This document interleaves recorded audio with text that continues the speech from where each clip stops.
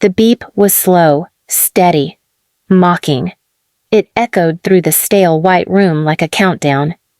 I could hear nurses outside the curtain, someone laughing down the hallway, but I was frozen, staring up at the ceiling, unable to move anything but my fingers. My chest ached like something had collapsed. My skin burned, my lips were cracked, and no one was there.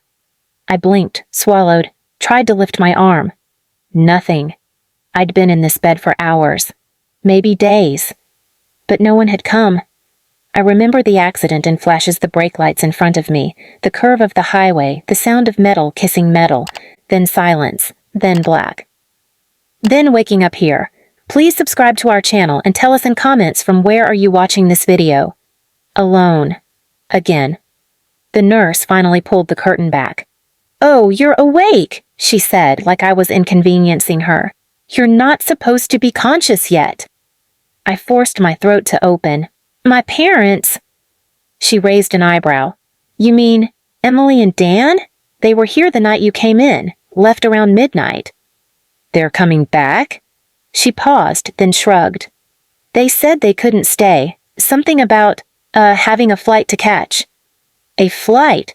I blinked again, slower this time. "No," I said, my voice barely a breath. "That was supposed to be for later." "Oh, you didn't know," the nurse said, adjusting the IV line. "They left for Aruba this morning. Honeymoon trip for your sister. Said they had it planned for months." I stared at her like she was reading a script from another universe. My lung collapsed. "Yeah, it's patched now. You're lucky. Most people don't make it from blunt chest trauma like that." I looked down at the bandage wrapping my torso. "They told me," I whispered, "that they couldn't afford the deductible for my surgery." She blinked. "You're joking." "They said it was too expensive." "Girl," she said under her breath, eyes wide with quiet horror, "you almost died." I looked out the window. The sun was bright and cheerful, like the world didn't notice I was still bleeding on the inside. That evening I got the truth from the night nurse. She wasn't supposed to say anything, but I think she saw something broken in my face and couldn't help it. "They were here when the doctor said surgery was urgent. He asked if they could authorize it. Your dad said, and I quote, 'She's already lived off us long enough. If it's her time, it's her time.'" I didn't speak. "And your mom said, 'We can't miss the flight. Rachel deserves this trip.'" Rachel, my sister.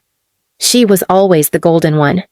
Perfect GPA, perfect curls, perfect Instagram. She got a $60K wedding and a honeymoon across 3 islands. I got a cot in a corner of their house with no door and the honor of babysitting her dog when she needed a mental health weekend. Now I got silence. Silence in the room. Silence from my phone.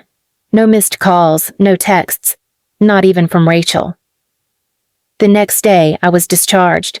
Still sore, still coughing blood, still moving like my bones were glued together. I called my parents. It rang twice, then went to voicemail. I called again. This time Dad answered. "What?" "You left me to die." He snorted. "Don't be dramatic." "You told the hospital I wasn't worth saving." "I told them we couldn't afford your drama. You've been a burden since college. Maybe this'll wake you up." I woke up in a hospital bed with a hole in my chest. "And look, you survived, so stop making it about you. We're here in Aruba for Rachel. Don't ruin her moment just because you want attention." He hung up. I stared at the black screen and let my hands shake. When I was strong enough, I went home. But not to them. I used the last $200 in my account to rent a studio for 3 nights. No furniture, no food, just a mattress on the floor and a heater that hissed when you turned it on. But it was mine. And in that silence, I made a plan.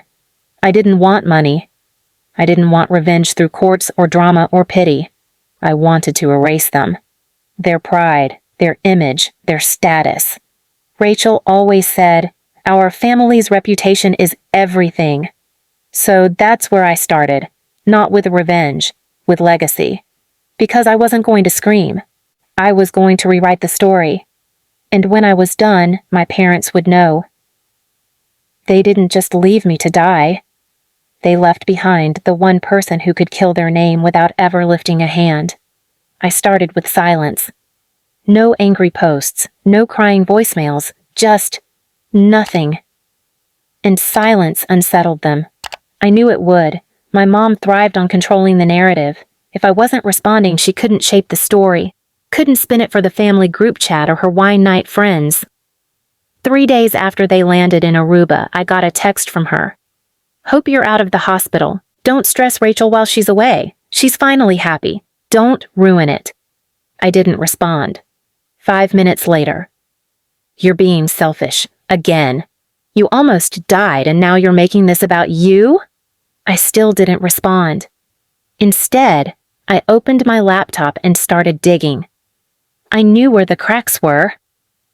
Rachel was newly married, but her new husband, Connor, had no idea about the real family dynamics. He thought he married into grace, tradition, and generational love. He didn't know they left me to die on a gurney. He didn't know they told a nurse I wasn't worth the money. So I wrote it all down. Every word, every quote from the ER nurse, every voicemail they left over the years calling me a leech, a disappointment, a waste. Then I compiled it into a document titled, "The Daughter You Hid, a Wedding Gift for the Groom." I sent it directly to Connor's work email. Not from my name, just anonymously.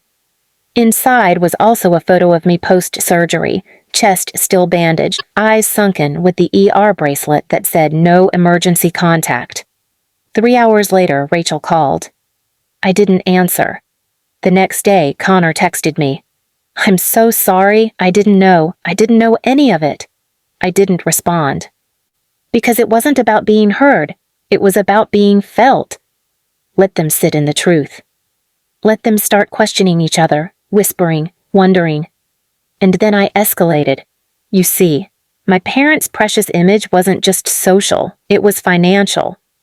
They ran a small business, a boutique family-run travel agency that prided itself on being family-oriented. They'd been building it for years, got featured in a local business magazine. My mom even gave an interview once where she said, "My children are the reason I work so hard. Everything I build is for them."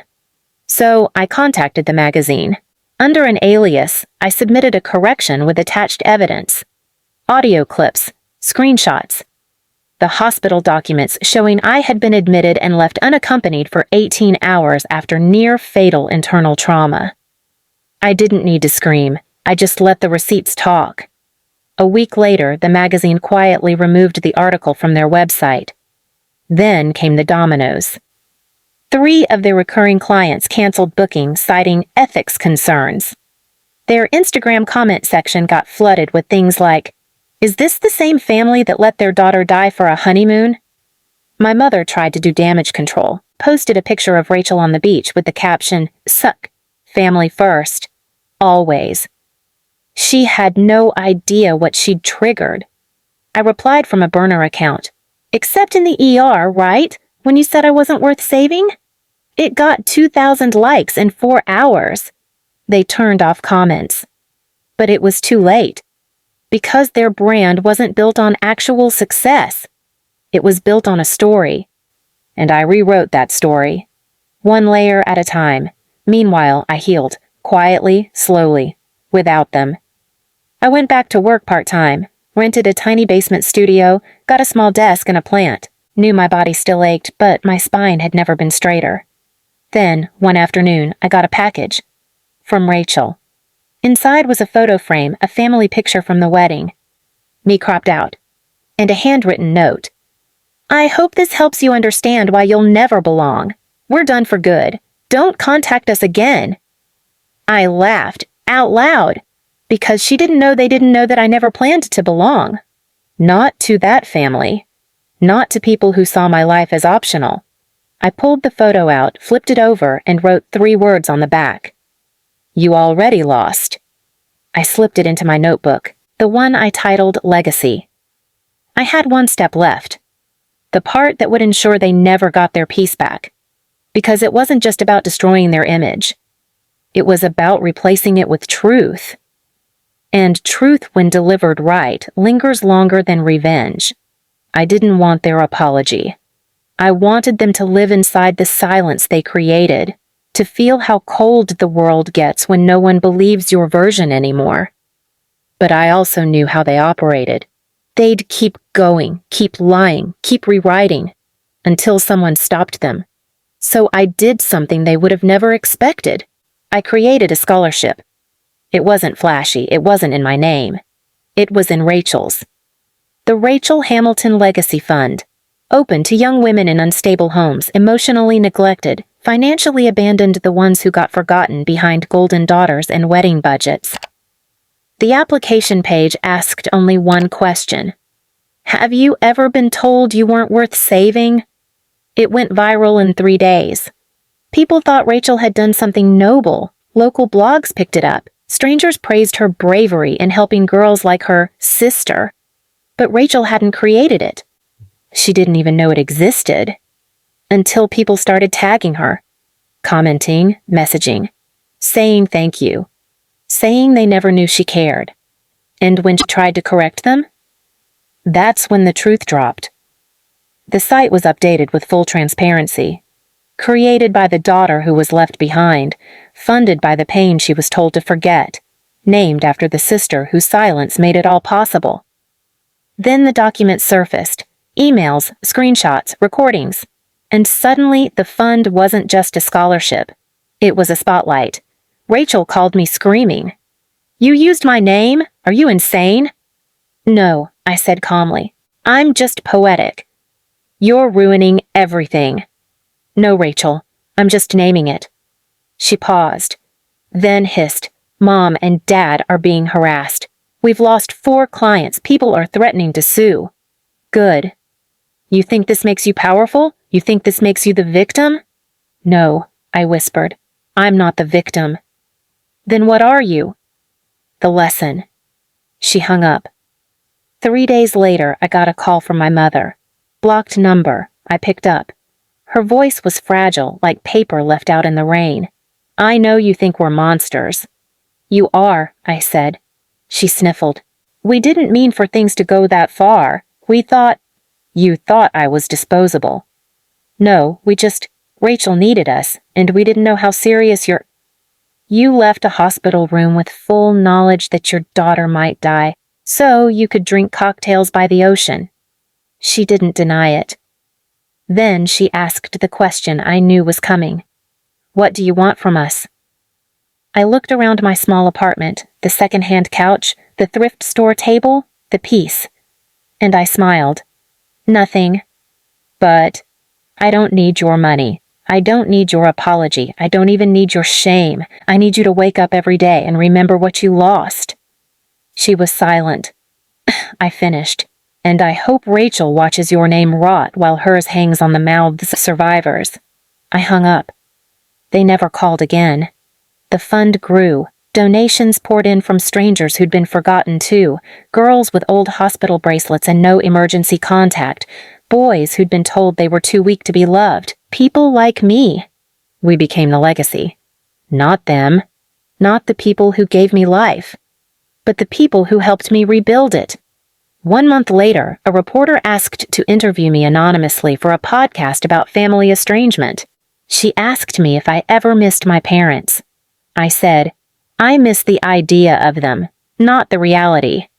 She asked if I forgave them. I said, "I don't forgive people who gamble with my life.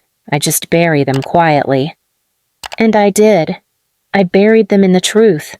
In the truth that spread like smoke through every circle they once polished. No screaming, no courtrooms, no headlines. Just the echo of a daughter they erased, writing them out of history in return. And my scar, it doesn't hurt anymore. It's a reminder that I survived the people who made me feel like I wasn't worth the air in my lungs. And now I breathe just fine. Please subscribe to our channel and tell us in comments from where are you watching this video.